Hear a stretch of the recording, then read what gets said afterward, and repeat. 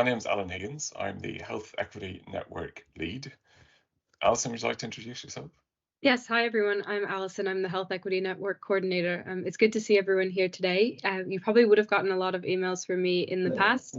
I manage the day-to-day function on the network. And this is where I give my reminder to keep yourself on mute,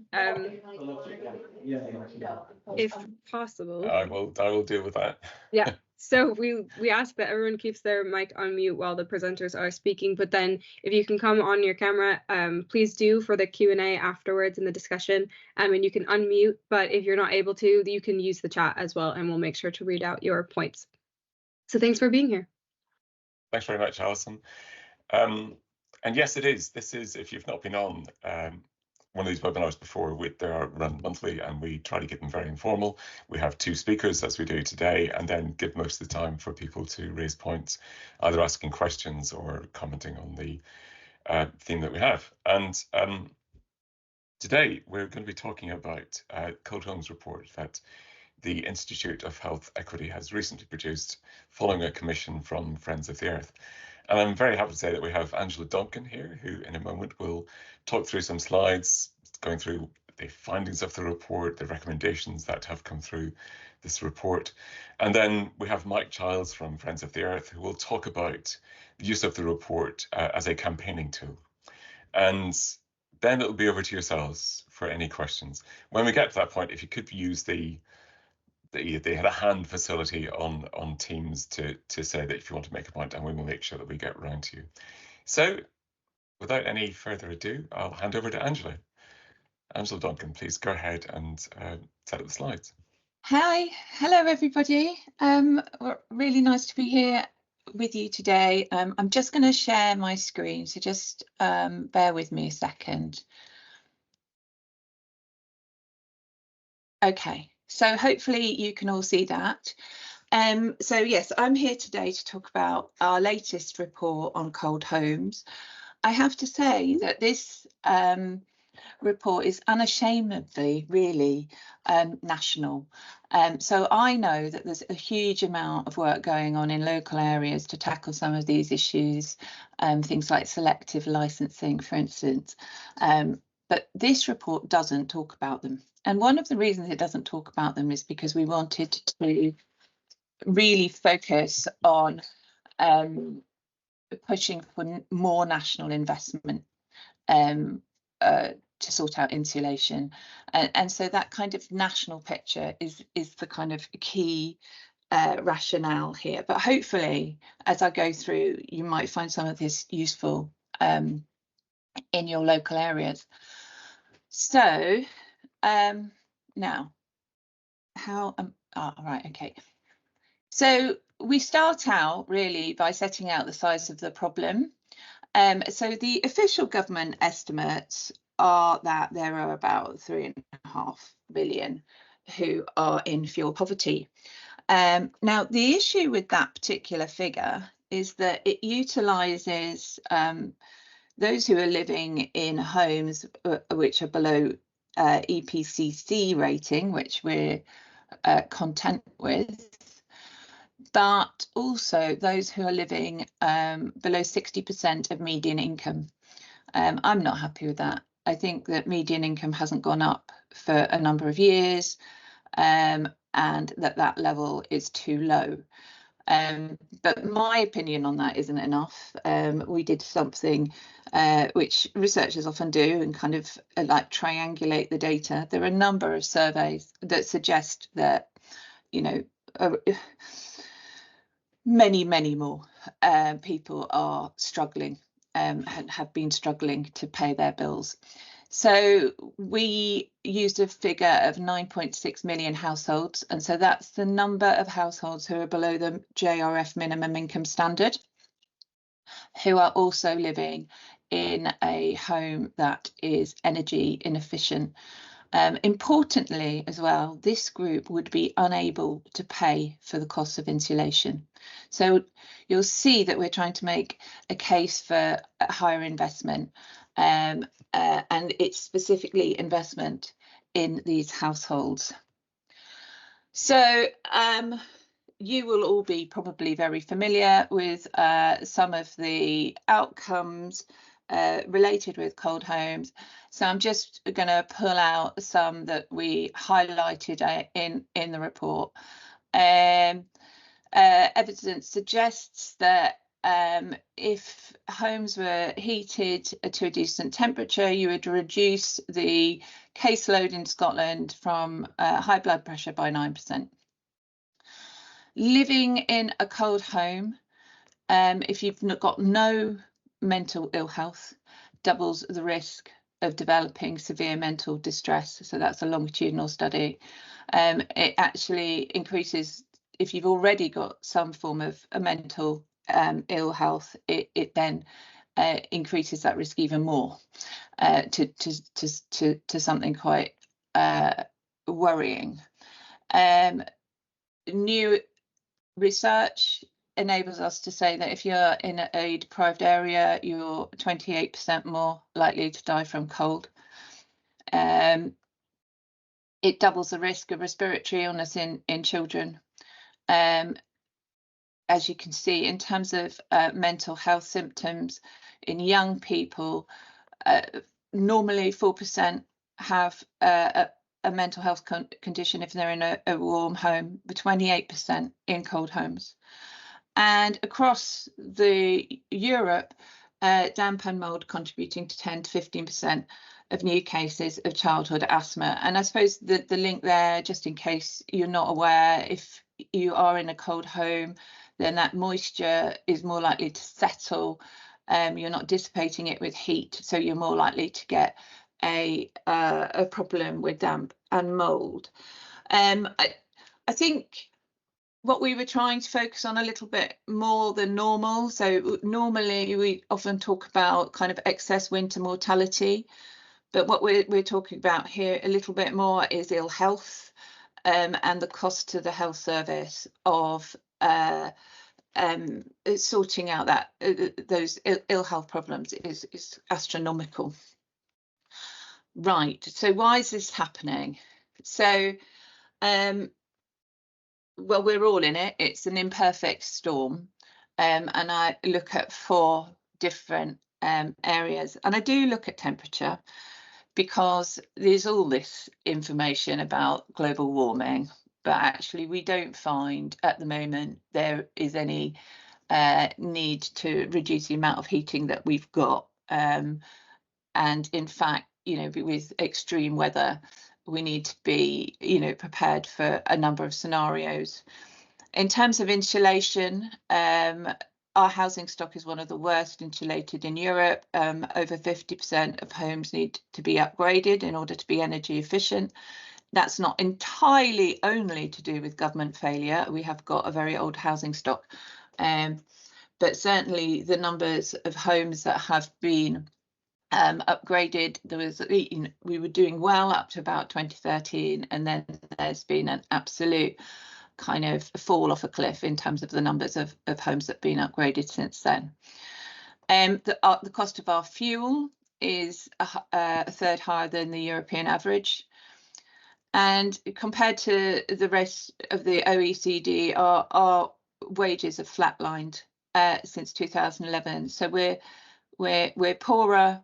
We've got higher bills, we're in leaky homes, and we still need heating. Just from a policy perspective, it's always useful to put things in context against other countries, because just saying that there's a problem isn't enough. You need to be able to demonstrate that you can, we can do better, and we certainly can.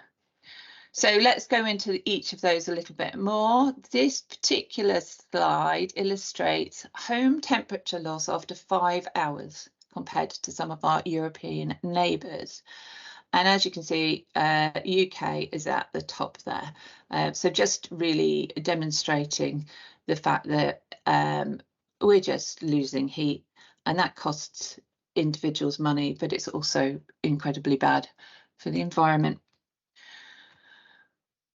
This was from a House of Commons report, and illustrates how our electricity and gas prices are higher than the European average. Feels a bit unfair, doesn't it? So I'll talk about the recommendation around that later. And this diagram, it illustrates the flat line income issue. So rather than have lots of different colours to show you what those countries are, it would get very busy. The UK is in the middle. I can tell you that the one right at the bottom is Greece. And some of the ones at the top are some of the Eastern European countries that have recently joined the EU and are benefiting from being in the EU, which we're clearly not. So, recommendations. So, the government to commit at least 62.2 billion to 74.5 billion to a 10-year retrofit programme targeted at those on low incomes in energy inefficient housing. I'm just going to have to leave. I'll be back in 2 minutes. My buzzer is gone and I've got 2 children in the house and neither of them have answered the door. I'll be back in 2 seconds. Thanks very much, Angela. This is live, folks. And just looking at those pictures, I mean, this might be a question to pick up afterwards, but I'm kind of wondering, how do you actually get to a figure of 62.2 billion to 74.5 billion? I'm not doubting that the estimates are right. I'm just wondering, crikey, how do you know, what goes into putting that together? And I also kind of think, how does that fit within a national GDP, I suppose? You know, is that affordable under any government in the future? But I'll keep those questions for Angela for later. And back to you, Angela. I hope you dealt with the buzzer. I'm sorry. Honestly, they're 17 and 20 and they're useless. Oh, anyway, yes. So how we calculated that cost? Well, utilising the average cost of a retrofit and applying it basically to 9.6 million homes. What we've said here, using the BRE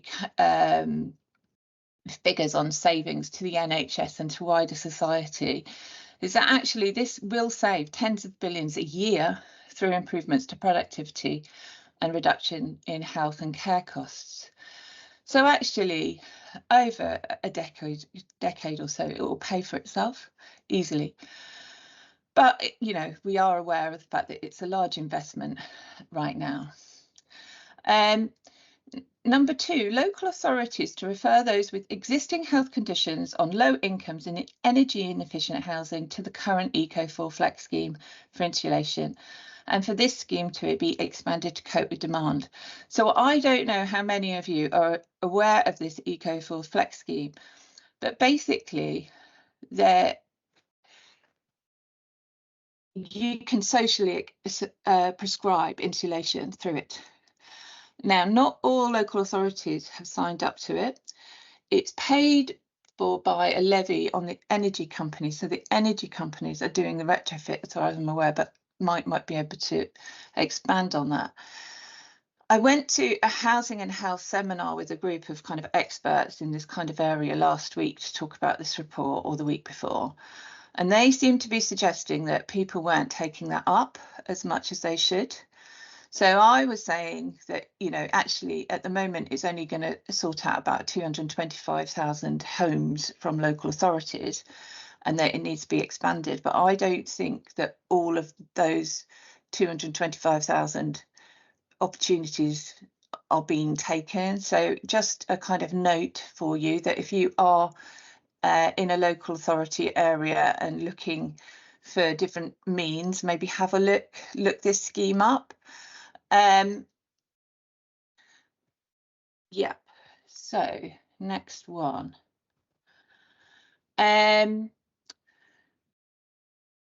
Government and other business leaders tackle poverty. No surprise there. Ensure households can afford a healthy life. I mean, it's outrageous out there, isn't it? So we've got increasing numbers of people not being able to pay their bills in terms of energy, but also increasing food insecurity. So clearly the national minimum wage and living wage should be sufficient. I have added a more equitable redistribution of profits within companies to reduce in-work poverty. So there is some understanding, I think, in government that we are potentially subsidising low pay as taxpayers. And so they may start looking at that in terms of future policy, and it's, you know, just worth, I think, reiterating, because if we are fiscally constrained, which we are, then we need to make sure that we're utilising taxpayer money as best we can. So, for instance, if we stop subsidising low pay, then maybe we can increase universal credit for those who really need it, so that it does cover the basic essentials. So this, we are basically joining in with JRF and the Trussell Trust campaign to recommend an increase to universal credit. Government to work with energy companies to bring UK fuel prices down to at least the EU average or below, and to ensure that those on lower incomes can afford to heat their homes.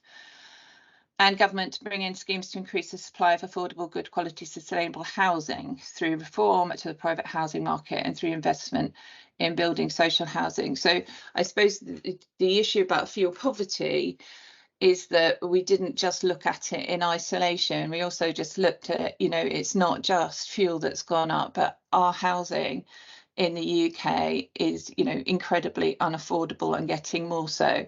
There's also some context here in terms of landlords, in the sense that we need to incentivize landlords to be doing retrofits, and we need to be quite careful because landlords have been leaving the sector, increasing the price of rent. So, you know, that kind of area needs to be looked at really carefully. And so they're the kind of key points that I want to make. And then I think that what Mike is going to do is talk a little bit more about why this is important to Friends of the Earth and what they're doing with it. But I'm very happy to take questions now or afterwards. Generally, we'll hold questions until after Mike speaks, but I'm going to ask one, I'm afraid. Could you just make that point again about the way in which we're subsidising low pay as taxpayers, just to clarify that for me? Yeah, brothers and sisters unite. I've often made the point, like, how many Learjets does somebody need? But, you know, you've got big business who maybe their directors and their CEOs are making, you know, quite large salaries, and at the bottom end of the distribution they're paying low wages that we as taxpayers are then topping up with universal credit. So it's a point about the real kind of exponential rise in the working poor. So it used to be that there was this mantra, I used to work in DWP for my sins, that work was the way out of poverty, but that link between work being the way out of poverty and is no longer there. So yeah, and yeah, it's effectively, it's an inefficient way for us to be, you know, if those companies can afford better profit redistribution, then I think that we should be expecting that better profit redistribution in those companies. Excellent. Rather Thank you very than much. Yeah. That's really helpful. Mike, over to you for the angle from Friends of the Earth. And I think you're going to share some slides as well.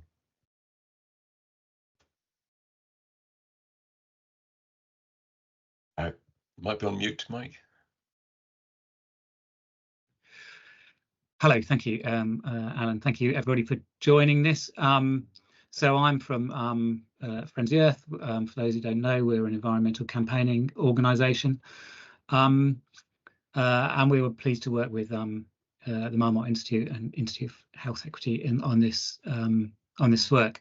So why did we commission this report? Well, firstly, we have a campaign called United for Warm Homes, and it's calling for homes to be insulated to reduce carbon emissions. So obviously we care about climate change and to eliminate fuel poverty. Friends of the Earth as an organisation believes that we need to look after people and the planet. They're two sides of the same coin. That's a strong kind of value we have. So we're a kind of environmental organisation with strong social justice values, but also actually politically, we're not going to be able to solve the problem we are if we're creating lots of people who are losing out. We just won't get the changes we need in society.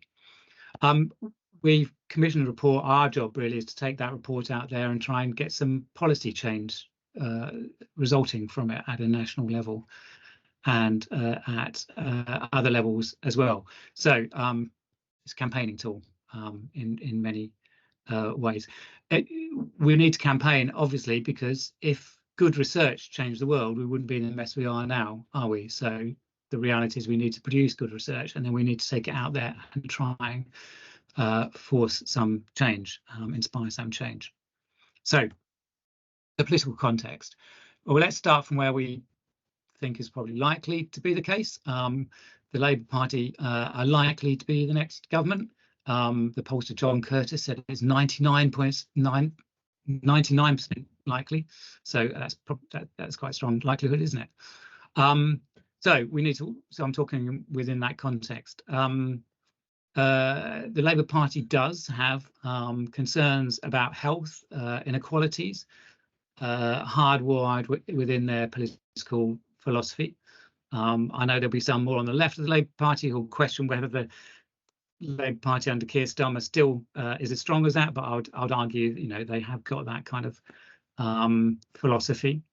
Climate change, environment more broadly, is a concern. I think across the Labour Party we see there is a concern there, but it's more recent, and I think it's flakier than that sense of actually health inequalities. So it's really important for us to try and make sure people see that addressing climate change also helps reduce health inequalities. I'm going to talk a bit about why the why the Labour Party has climbed down recently on its £28 billion green prosperity plan that you've probably seen in the news as well, because within that there was a promise to invest something like £6 billion a year over 10 years in retrofitting homes, and that's the kind of level, not exactly, but that's the kind of level that Angela talked about that we think is necessary. So why did they climb down from that, and what does it mean for us in terms of what we're doing to try and get the job done? Well, firstly, I think they've got an electoral strategy that talks about not giving anything that the Tories can throw mud at, a kind of a no target strategy. The Tories were throwing large amounts of mud at Labour on that £28 billion green prosperity climb down, saying it would mean increased taxes, it would mean all sorts of other things. So one argument is one of the reasons they've climbed down is they've taken it off the table so that mud can't get thrown at it. A second reason, talked about why they might have taken it off the table, is Rachel Reeves wanting to display fiscal prudence, much in the way that Gordon Brown did, for those of you old enough to remember. I can, by promising to stick to Conservative spending plans when he came into power in 1997.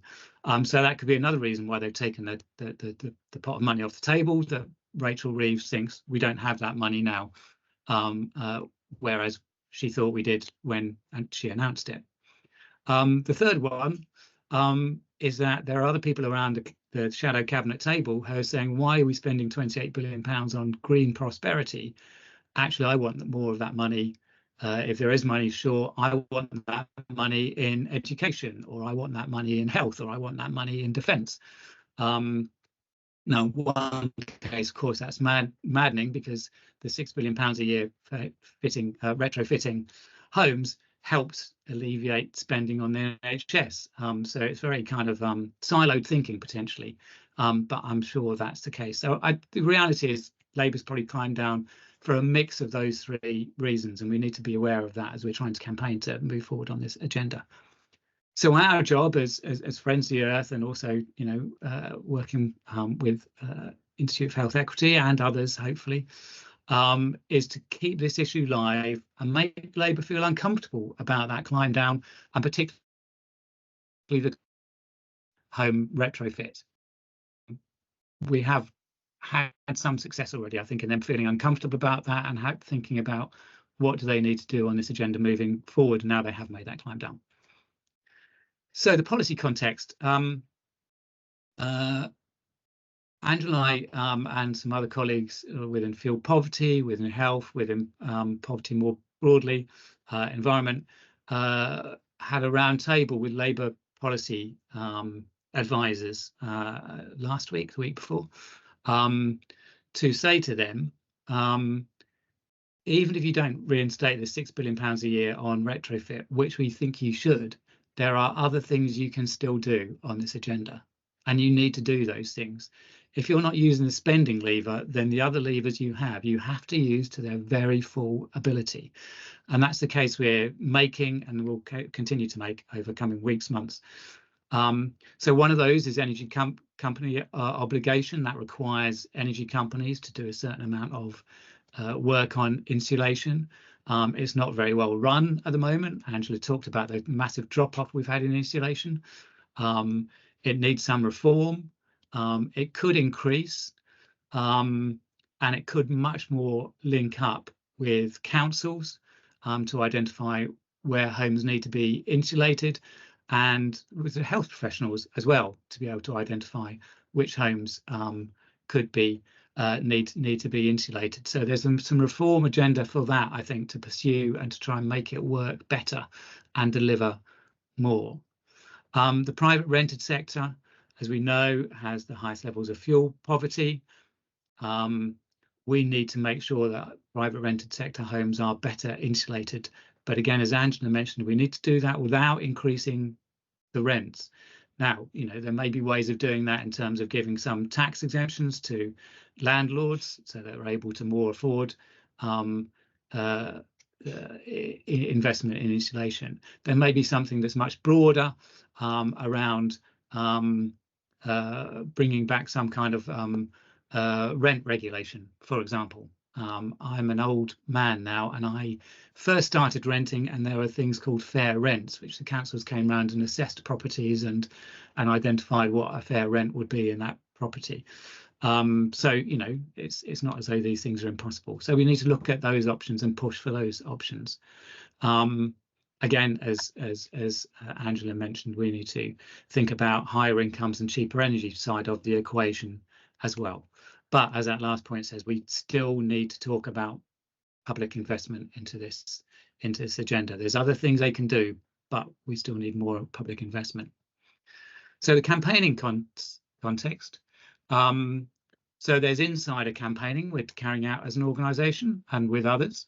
So that includes, for example, this round table that Angela and I went to, lobbying key policy people within Labour, and absolutely not just in the environment or net zero team, but making sure we're lobbying people in health, housing, within the leader's office, education as well, because obviously cold homes has an educational impact on young people as well, and importantly the Treasury as well. And we need to influence people with influence within the Labour Party as well to push on this agenda. So that kind of insider strategy is really important. But insider strategy alone won't work without outsider campaigning, in our experience as well. So we're starting to talk about, and I don't think I've mentioned this to Angela and her colleagues yet, we're talking about, perhaps we should have some Marmot report public meetings in key constituencies in the run up to the general election, to bring together a cross-sector approach to pushing the candidates within those constituencies. We need to continue to talk about the report and the findings in the media. We need to keep citing it and making sure it's out there as well. And our United for Warm Homes campaign is working to try and build broad-based grassroots lobbying through petitions, hustings, etc. So we're bringing together those different interests at a local level to make sure that parliamentary candidates can see this isn't a fringe green issue that you can just ignore. This is something that health bodies are talking about, education groups, etc., poverty groups are talking about as well. So from our perspective, the Marmot report is a fantastic campaigning tool, and what we can't do, and what's too often done probably, is great reports are written and then they're put on a shelf while we move on to write the next great report. We need to use it as a campaigning tool, and hopefully you can use it as a campaigning tool in whatever context you're working in, to make sure that people know about it and make sure that your bodies, your organizations are advocating for the kind of recommendations we're pushing for as well. So that's me. Excellent. Thanks very much, Mike. That was really good. I was in a forum last week where Michael Marmot said all the evidence shows us that evidence doesn't change policy. We need evidence on its own, I should say. We need the other aspects like the campaigning. We need people to be engaged, and we need government to be engaged as well. So really great to have those two reports, Angela setting out the evidence and the recommendations, and then you picking up the campaigning aspect as well. So we have just under 30 minutes left, and this is where we'll hand over for people to raise points, ask questions. And if you can use the hand up facility, that would be fantastic. So this is the point where we just sit in painful silence until somebody says something. So great. And Tammy, go ahead. Please introduce yourself as well. Hi all. I'm getting the questions going while everyone's thinking. Are there reasons to be optimistic? Good question, Angela. Mike. So we had this meeting with the Labour Party, and they seem to be broadly aligned with what we were thinking. So yes, I think that we may be in as Mike was intimating, a kind of pre-election fear of saying anything kind of situation. I mean, you may remember what happened with regards to the congestion zone, whatever it was, in North London, when they expanded the zone, and then there was a kind of surge in Tory voting. So I think that they're just trying not to offend anybody. It's kind of annoying as a kind of old Labour supporter because I think they might be offending Labour supporters. But so I'm hoping that there's a difference between their situation now and what they're saying now and what will happen post-election. But I do think that we have to be very mindful of the fact that there are lots of credible calls on government funding. You know what the situation is in local authorities. You know that we're potentially in a pre-war situation. You know, that's why I think I was trying to talk about best use of taxpayers' money. I actually, you know, also talk about better targeting of the winter fuel payment. You know, we need to use what money there is out there as best we can. So I do think that I feel that there is hope. Mike? The hope word is important, isn't it? And I agree with everything that Angela's just said. I put active in front of it. I think there's kind of grounds for active hope. And by the active, I mean that we can succeed on this agenda, but we can't take it for granted. We'll have to work hard on this agenda and continue to work hard on this agenda, even if Labour are elected, and even if Labour have a strong manifesto. Labour went into power in 1997 with a pledge to reduce carbon dioxide emissions as a manifesto commitment. They did again in the next election. They weren't on track. We had to campaign to get a climate change law to make it legally require them to take action on climate change. So yes, we can succeed on this agenda, but we have to work on it, I think, as well. Alan, there's a question from Millie in the Q&A as well. Oh, I saw that coming in, but it's not registered. Please, Millie, if you can, come on screen and ask the question yourself. Or you don't have to come on screen.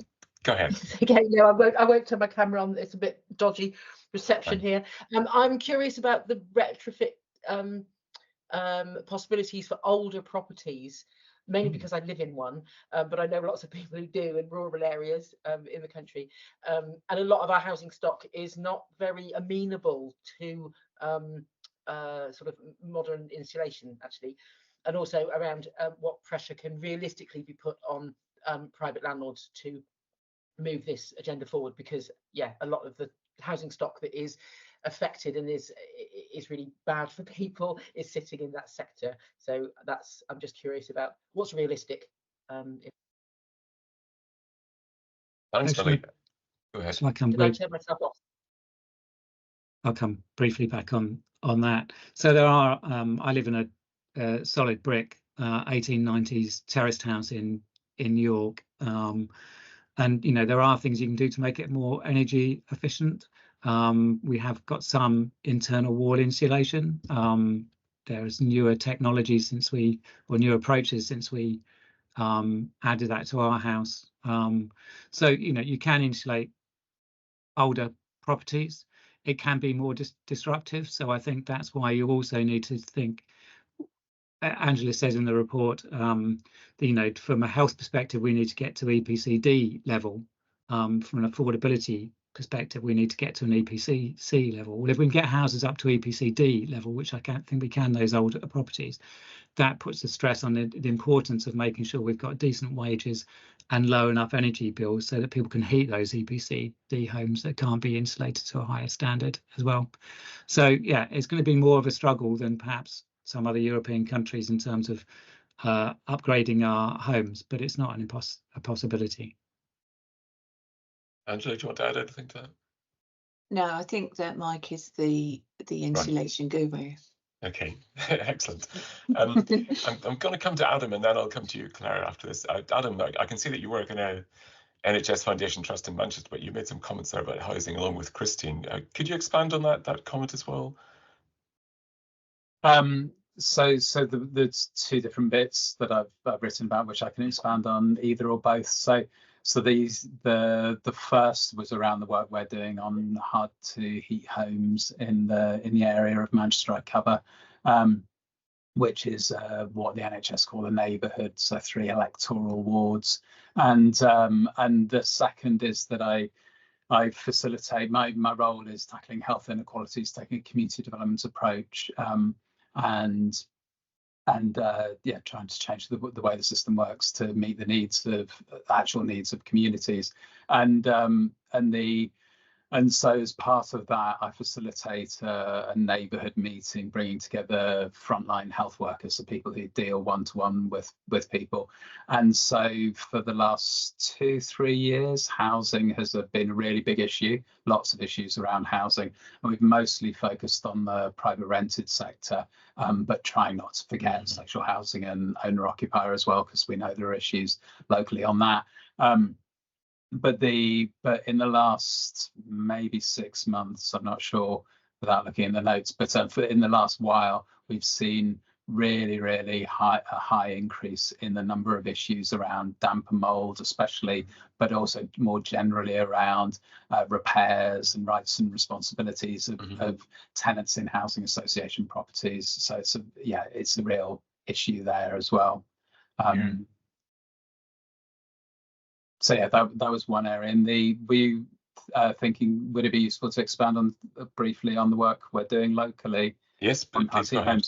So we've started a local volunteering program, the Neighbourhood Health Champions, and as part of that, the Neighbourhood Health Champions have been starting to go out and knock on doors, go to community events and knock on doors of people who live in hard to heat homes, so with a low EPC, but we're understanding that kind of knocking on those doors, offering advice, offering some basic draft proofing and other things that could help them live in a healthier, easier to heat home.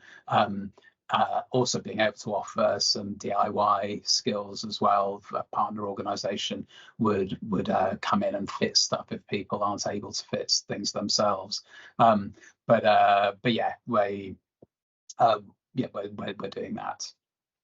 And sorry, that's I should say that's part of a 3-year national programme that's happening in some places, which is where organisations have got funded to try different ways of giving energy advice that might work, because energy advice hasn't been working over recent years or decades.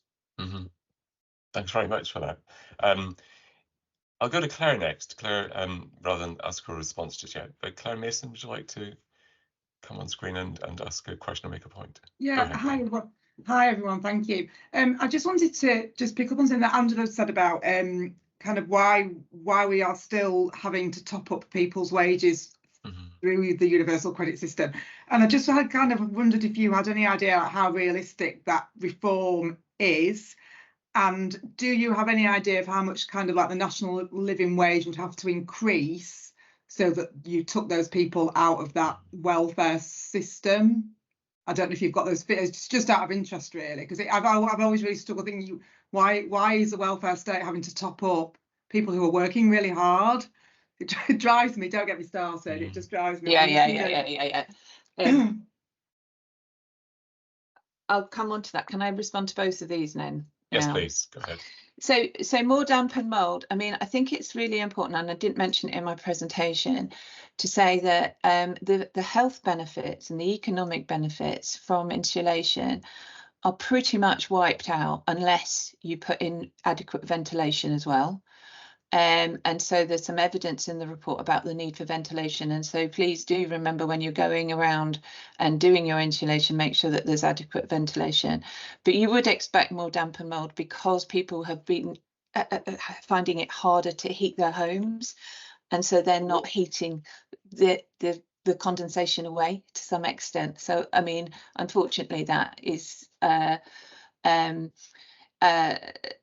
something that I'm not surprised about, but there is now AWAB's law, which requires especially private landlords and social landlords to respond in a timely manner now to mould. My understanding is that consultation is going out more widely now, and it might include cold homes too, which I don't know if you know about, Mike, but that was something that was told me a couple of weeks ago. So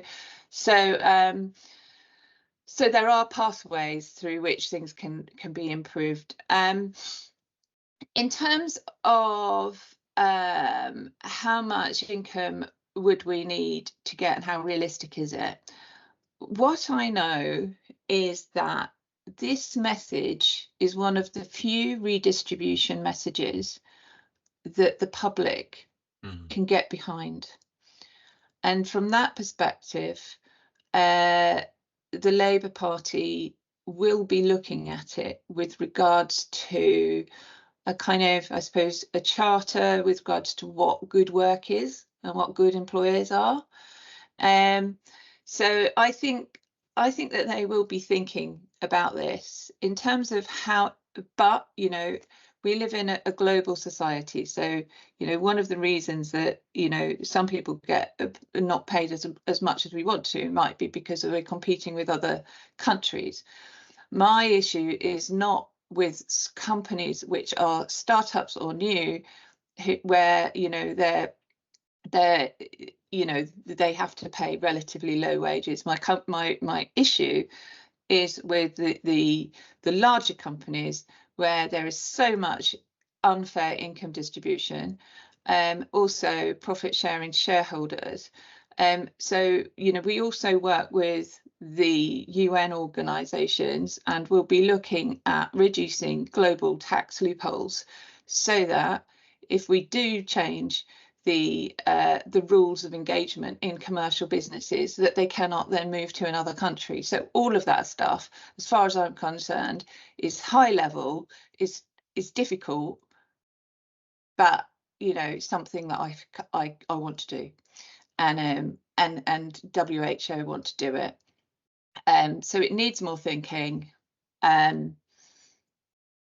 but as I said, it's a message that resonates with a lot of people. You think it, other people think it, you know. So, but I'm not the best economist in the world, so there are others who are probably better at trying to work that one out themselves.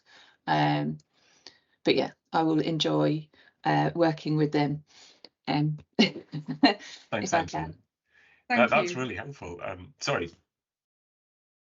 No, I thought, Claire, you wanted to come back there, but thank you very much, Angela, and for that earlier point as well about ventilation being as important as insulation. It's one that I had certainly forgotten, but thank you as well for that response to the second question too.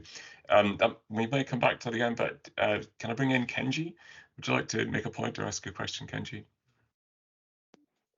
Yeah, hi. It was a point really, and it was really about the difficulty of selling a message where you're trying to justify the spending of what most people consider a large lump of money. And I think it's an issue that, because the benefits are so cross-cutting, people don't really understand it, and they can't relate to it either, especially if you already live in a home which has got insulation, and so you're not seeing that benefit coming your way, or so you think. And I was working with a firm recently who are doing visualizations of infrastructure in towns, and it related to people profiles. So if you were female, above the age of 70, had a couple of health conditions, then what sort of infrastructure would you need and benefit from, and was it available to you within a whatever sort of distance from your home in an accessible form.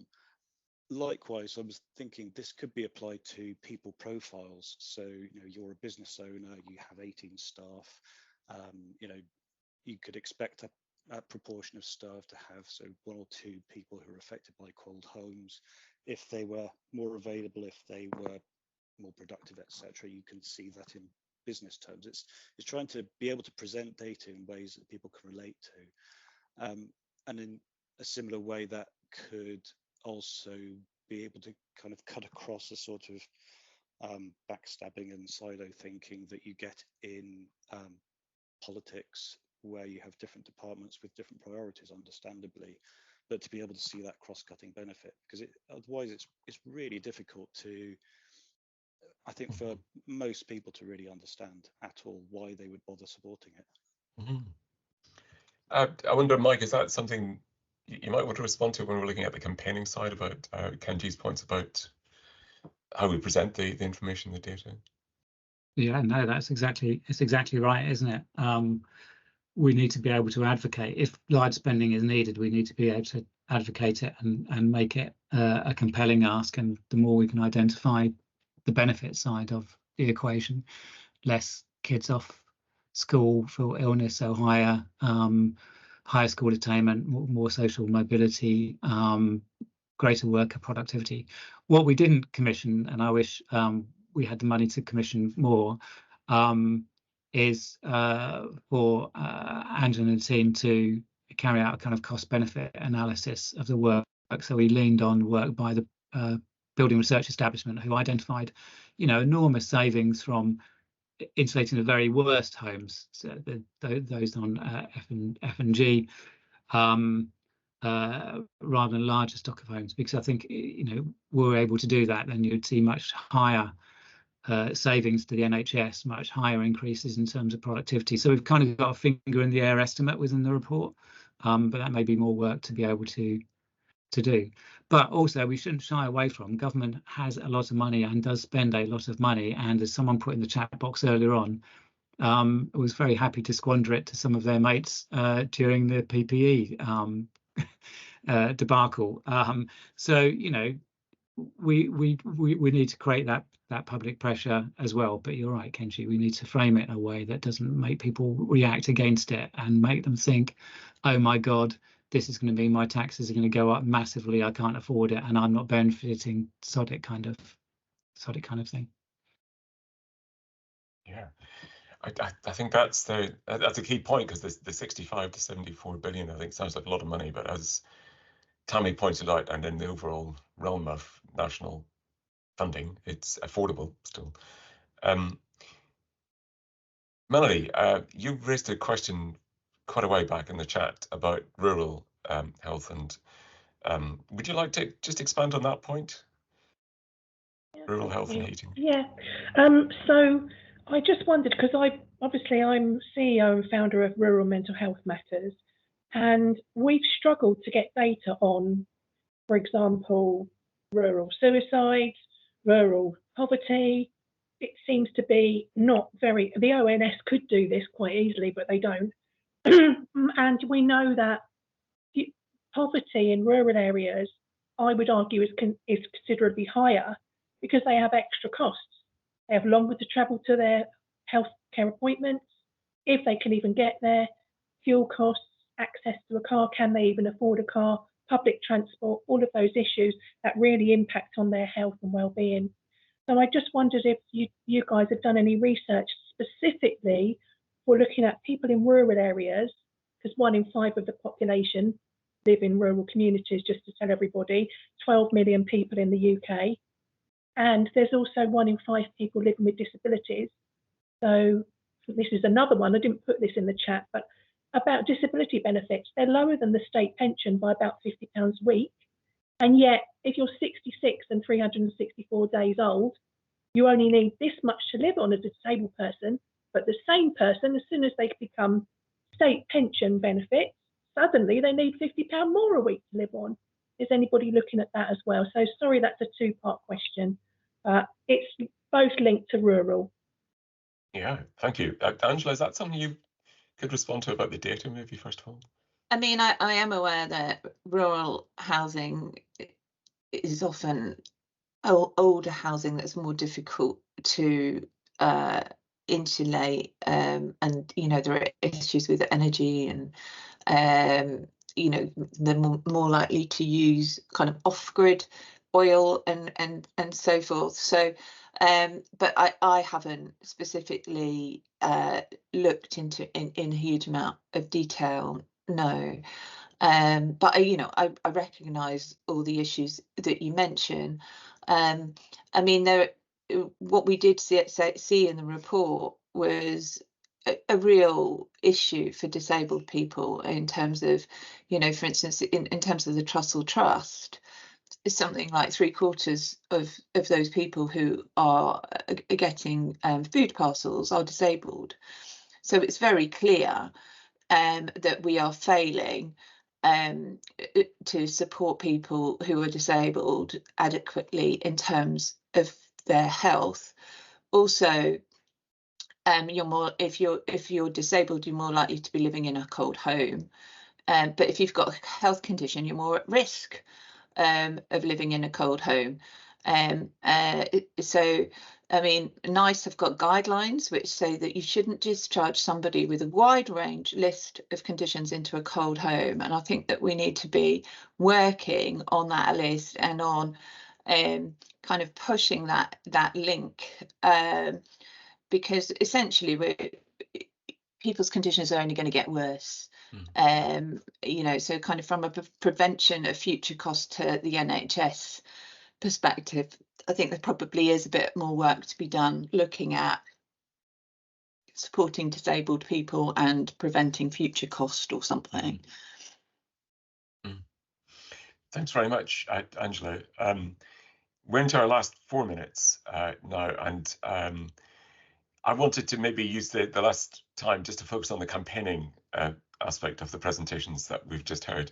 And 2 questions, one of which, the first one is just to ask people on this call, how would you see yourself engaging with the campaigning work that Mike asked?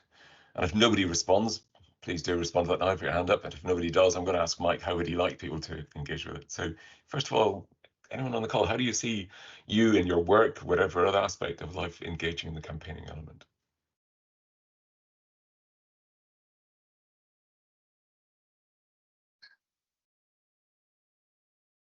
If nobody wants to come forward on that one, I'm going to go to you, Mike. How do you like people on this call to actually engage with the campaigning work?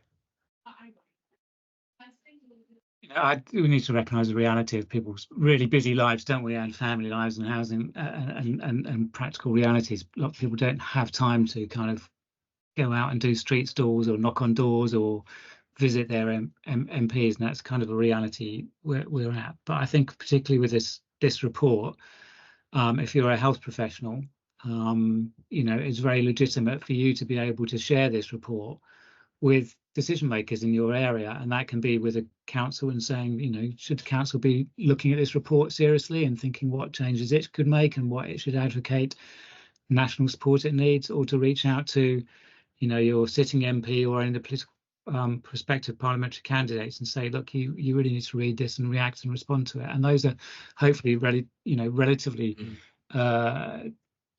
easy to do with someone who is time poor. There are so many campaigns up and down the country existing already on fuel poverty and organisations doing it. And if you have more time, then of course do try and link up with those and work with them. But I think your standings is predominantly, what I could see from the list, are health professionals. You do have a voice and an authority that you can try and use to the best of your ability. Really, I'm just following on the kind of hope agenda. Mm-hmm. We've got a really important election coming up.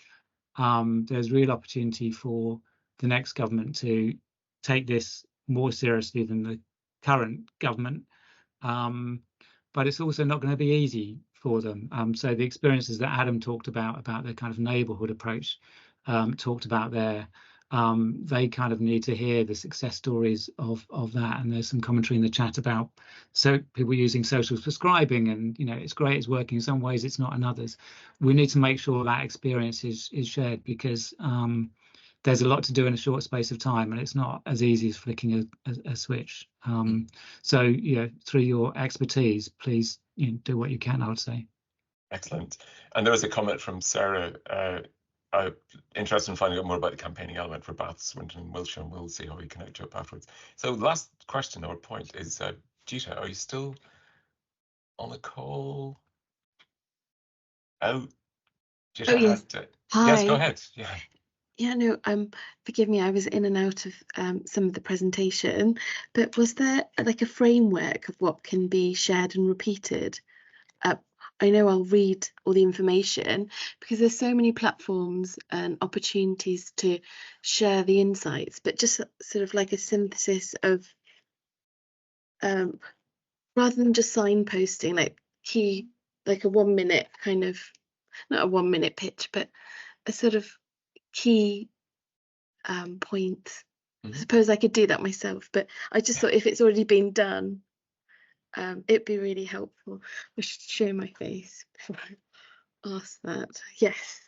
Thanks. Asking rather sheepishly. Very question. Mike, are you going to respond? Yeah, I am, Gita. I think yours was a comment I was referring to earlier on the social prescribing side of it as well.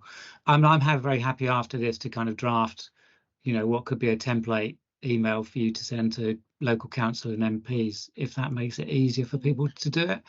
I can run it past Angela and make sure she's happy with it as well. But very happy to do that, because I know, you've all got very busy working lives, and I'm sure busy home lives as well. So if we can make things easier for you to get your voice heard, then I'm pleased to do so. Excellent. And we're very happy to circulate that as well through the network, and everybody who's attended here.